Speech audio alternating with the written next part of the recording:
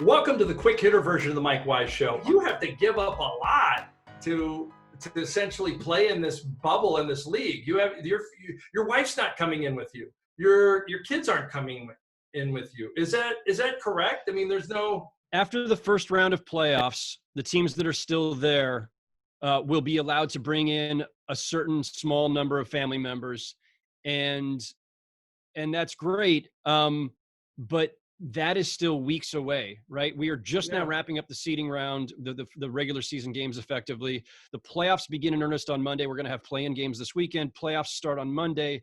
So first round, best of 7, week and a half to 2 weeks, whatever. Then some family members can come in. And by that time, these guys will have been there for, 6 to 8 weeks.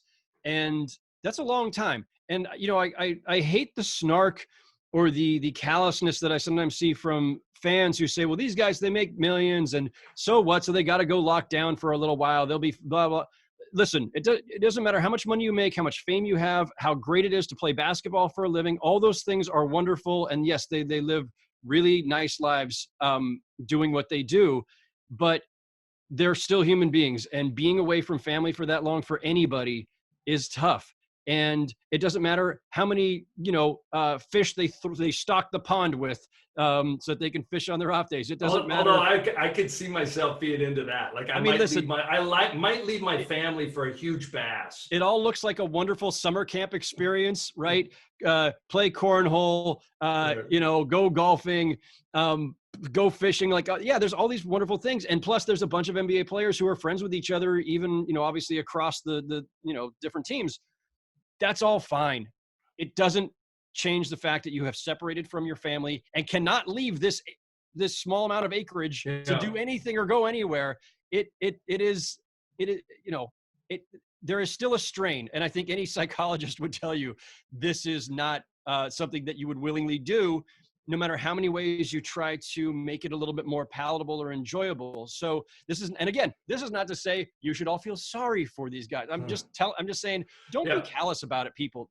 Everybody, doesn't matter whether if you have kids, anybody out there who has kids, if you had to be separated from your kids for a month, for 2 months, for however long, that would hurt. That would be really, really difficult, very stressful. And some of them are starting to talk about it. So Mike, just to wrap up this thought, I do think that as we get, into the playoffs here in the next few days, and guys are already starting to talk about it a little bit more, like it's starting to become, I don't want to say an issue, but it's more of a talking point now than it was a few weeks ago when it was all just fun and games and new.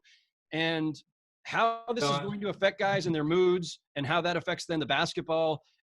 These are all the variables of the bubble that we do not know yet and how this will play out. When we see some crazy upset in the playoffs, maybe it's because in part of the mental strain and just not feeling right. Well, Dave Wall was on the podcast 2 weeks ago, and he was just great in, I sort of said, my thought was, why can't sports stand down? Because the world is an asterisk for 2020. Why doesn't sports have its rightful place? And he kind of agreed with that part of it, but he also said, whoever gets an asterisk on their, this isn't like a lockout season. What is going to be accomplished by the NBA champion this year should go down as one of the greatest accomplishments in league history. And he made some pretty compelling points for it. And I think you just did with the family aspect. I think, I'm not working full time for a print publication now, other than doing a couple op-eds for the Washington Post. And I think that I'm giving you right now, you can take this, that you do the mental health story.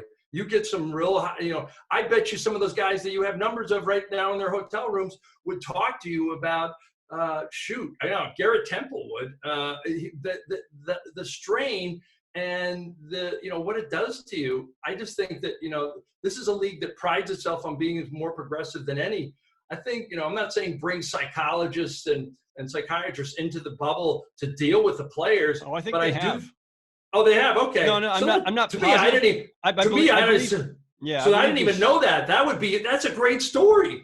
I don't know that. I'm breaking that today if you don't. I believe the NBA had made some considerations or arrangements for that ahead of time, but Good. I can't say that definitively. Well, like I wouldn't be surprised. They're the most proactive league in the country, and as much as I can say, hey, you guys are still in this bubble, and you don't realize the pain that's going on around you.